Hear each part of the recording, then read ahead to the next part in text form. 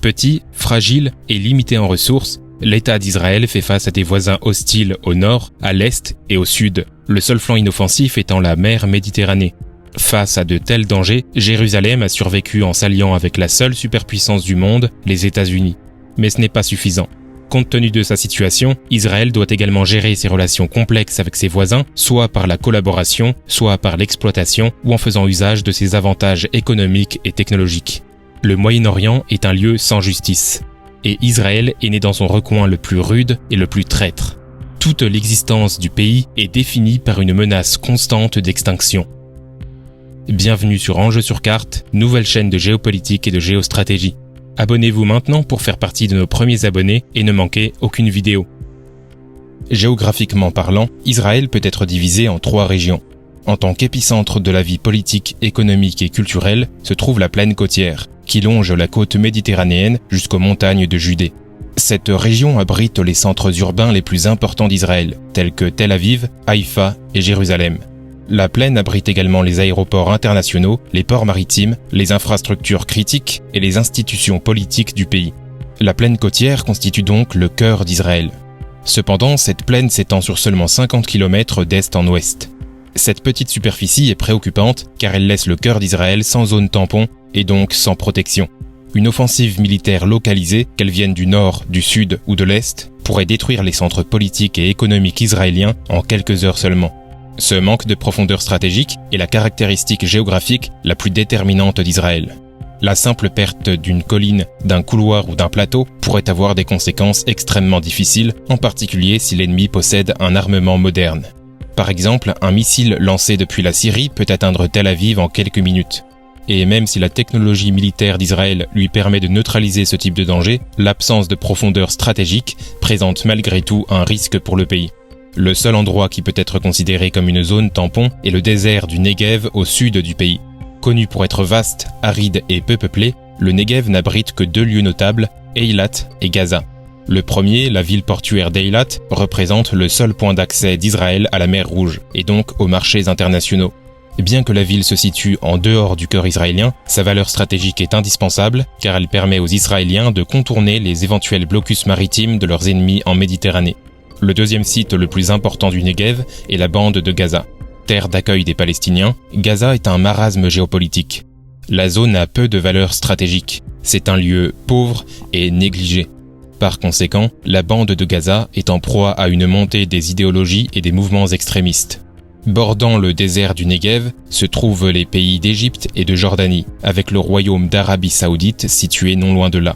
Le front égyptien mérite une mention spéciale car le désert du Negev est directement relié à la péninsule du Sinaï. Ces zones agissent comme des obstacles, mais elles posent malgré tout des risques de sécurité majeurs. Historiquement, ce terrain aride a rendu le mouvement des armées difficile d'un point de vue logistique. Mais avec la technologie moderne, ce n'est plus un problème. Si une puissance étrangère venait à traverser ces déserts, elle disposerait d'un haut degré de maniabilité pour atteindre le cœur d'Israël. Au-delà de la présence des pays voisins, se pose également la question des acteurs non étatiques. Le Sinaï est une zone difficile à contrôler, plus encore que le désert du Negev. Ainsi, outre la menace égyptienne, les Israéliens doivent également faire face aux djihadistes, aux passeurs et aux dissidents, qui utilisent le Sinaï comme refuge. Au nord se trouve la région de Galilée. Connue pour son relief vallonné et montagneux, la Galilée comprend le fleuve Jourdain et la mer de Galilée dont la région tire son nom. Ces importantes réserves d'eau ont transformé la région en un pôle agricole et manufacturier. C'est pourquoi la Galilée détient une énorme valeur stratégique pour ceux qui cherchent à développer une économie solide. Ce n'est donc pas un hasard si, historiquement, les puissances étrangères ont emprunté la route du Nord pour envahir Israël. Qu'il s'agisse de Babylone, de l'Assyrie, de la Perse, des Arabes ou des Turcs, presque tous les empires ont descendu la vallée du Nord pour conquérir Jérusalem. Aujourd'hui, ces empires ont été remplacés par le Liban, la Syrie et la Jordanie. Mais le manque de sécurité est toujours là, et la seule façon de se protéger d'une armée étrangère numériquement supérieure est d'occuper les hauteurs voisines. Par exemple, les forces militaires israéliennes, situées sur les hauteurs du Golan et les montagnes de l'Anti-Liban, auraient un avantage significatif. Imaginez les dégâts qu'ils pourraient infliger avec une artillerie à longue portée. C'est pour cette raison qu'Israël occupe les hauteurs du Golan, qu'ils utilisent comme zone tampon contre une Syrie hostile.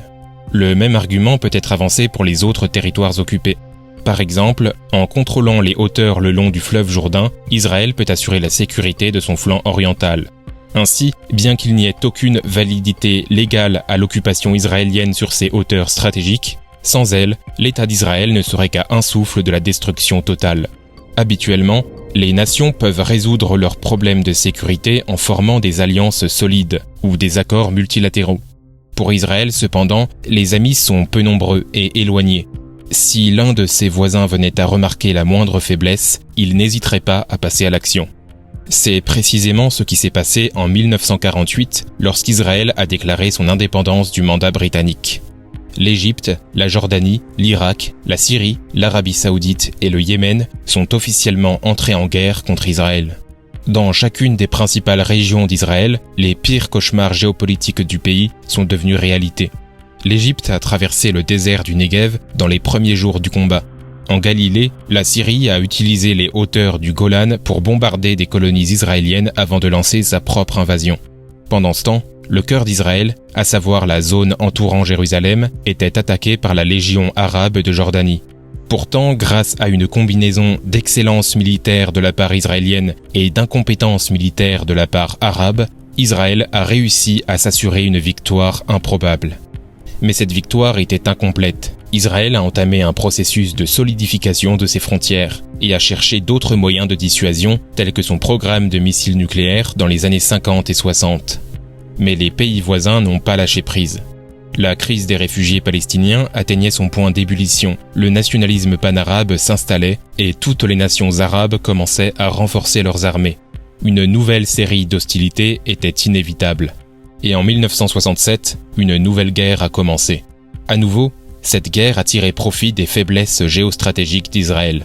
Les forces égyptiennes sont passées par l'ouest, dans le désert du Negev. Tandis que les unités jordaniennes ont lancé des attaques à Jérusalem depuis l'Est, la Syrie a quant à elle lancé des frappes d'artillerie contre des colonies israéliennes dans la région de Galilée et le Liban a mené des attaques aériennes contre des positions israéliennes dans le nord. Aussi improbable que cela puisse paraître, cette guerre aboutit à une nouvelle victoire israélienne et à la prise de tous les territoires et hauteurs stratégiques. La victoire d'Israël sur le champ de bataille a démoralisé les gouvernements arabes à un tel point qu'elle a inauguré une ère d'instabilité dans le monde arabe. Cela a donné aux Israéliens la marge de manœuvre dont ils avaient besoin. La victoire de 1967 a ouvert la porte à un partenariat stratégique entre Israël et les États-Unis. Avant cela, Jérusalem et Washington avaient des relations informelles, mais le soutien soviétique aux États arabes dans la guerre des 6 jours a rapproché Israël du camp américain. Cette relation a joué un rôle déterminant dans le renforcement de la sécurité nationale d'Israël. Cependant, le nouveau triomphe d'Israël est venu avec son lot de problèmes. Les territoires nouvellement capturés étaient peuplés de Palestiniens qui n'étaient pas fidèles à l'État d'Israël. Cela a créé une nouvelle crise au sein d'Israël qui dure encore à ce jour. Les millions de Palestiniens résidant en Israël, en Cisjordanie ou dans la bande de Gaza sont devenus soit des citoyens arabo-israéliens, soit des personnes sous occupation dans un vide juridique. Leur accorder la citoyenneté était considéré comme irréaliste, car cela aurait créé une crise démographique. On croyait que, quelque part dans le futur, les Palestiniens pourraient devenir majoritaires en raison de leur taux de natalité plus élevé. Cela aurait pu leur permettre de s'emparer de plus de pouvoir politique et peut-être même de mettre fin à Israël en tant qu'État juif. Pour les Israéliens, c'est un avenir inconcevable. Cependant, se retirer des territoires palestiniens n'était pas non plus une option. La Cisjordanie abrite de nombreuses villes sacrées pour la foi juive, et donc politiquement difficile à concéder. Donc ce qui s'est passé à la place, c'est qu'au fil du temps, des colonies israéliennes ont été construites à Jérusalem-Est et en Cisjordanie. Cela a cimenté le contrôle israélien sur ces régions et renforcé la sécurité d'Israël. Mais ça a également attisé les tensions ethniques dans toute la région. Dans les décennies suivantes, l'Égypte et la Jordanie ont fait la paix avec Israël. Mais les Palestiniens ont quant à eux lancé des raids et des attaques dans le but de déloger l'occupation israélienne. La violence n'a pas fonctionné, mais les négociations non plus. Faute d'accord, une insurrection apparemment perpétuelle s'est installée. Aujourd'hui, Israël ne fait plus face à une menace existentielle. Mais pour traverser les tempêtes géopolitiques, il doit poursuivre des objectifs précis. Avant tout, Israël doit maintenir sa relation stratégique avec les États-Unis. Avoir les États-Unis comme alliés signifie que le flanc méditerranéen d'Israël reste à l'abri d'une menace navale. Actuellement, Washington souhaite s'éloigner du Moyen-Orient. Mais le lobby israélien est peut-être encore assez puissant pour forcer les Américains à servir les intérêts d'Israël, même s'ils n'ont pas vraiment d'intérêt à le faire. Deuxièmement, Israël doit normaliser ses relations avec le monde arabe. Il est en train de le faire, mais pour que les choses fonctionnent, Israël doit également améliorer son image auprès du public arabe, en plus des gouvernements. Sinon, tout pourrait s'effondrer très rapidement. Troisièmement, Israël doit résoudre le conflit palestinien. Au-delà des récents accords de paix avec le monde arabe, Israël doit régler la question palestinienne dans l'intérêt de sa stabilité intérieure. Un accord doit être trouvé et il doit prévoir la stabilisation et la démilitarisation des groupes palestiniens, peut-être avec un certain degré d'autonomie. Ne rien faire serait une erreur fatale et entraînerait probablement de nouveaux conflits. Quatrièmement, Israël doit résoudre les conflits au nord de son territoire, les dangers de la Syrie, du Liban et des acteurs non étatiques qui y résident. La situation au nord est si tendue qu'Israël ne peut pas se permettre d'attendre que l'ennemi frappe en premier. C'est pourquoi Israël mène souvent des actions préventives. Cependant, il existe un autre moyen d'annuler la menace du nord. Israël aurait besoin d'alliés dans sa périphérie extérieure, comme la Turquie. Mais il doit également faire la paix avec les Iraniens pour freiner leurs activités par procuration au Levant. Avoir des alliés dans sa périphérie extérieure renforcerait le flanc nord d'Israël. Ces 4 objectifs pris un par un peuvent sembler réalistes et atteignables. Mais ces objectifs ne pourront être atteints que si Israël garde possession des hauteurs stratégiques voisines. Ce n'est pas juste et cela viole de manière flagrante le droit international, tout en attisant les tensions. Mais revenir aux frontières de 1967 est pratiquement impossible. Cela exposerait le cœur d'Israël à des bombardements dévastateurs de missiles et d'artillerie et diviserait la nation en deux. Encore une fois, ce n'est pas juste, mais c'est la réalité du terrain. Certaines concessions territoriales peuvent être faites, mais seulement dans les zones de faible altitude. Cela explique pourquoi Israël s'est retiré de la péninsule du Sinaï et de la bande de Gaza, mais ne veut pas quitter les hauteurs du Golan ni la Cisjordanie. En résumé, la fin de l'occupation israélienne est possible, mais seulement dans des zones dénuées de valeur stratégique. Israël est comme une forteresse assiégée. Sa petite taille signifie qu'il ne peut pas se permettre le moindre faux pas. Il n'y a pas de plan de secours. Alors, pour survivre, Israël fera ce qui doit être fait, même si cela signifie d'enfreindre la loi et les règles.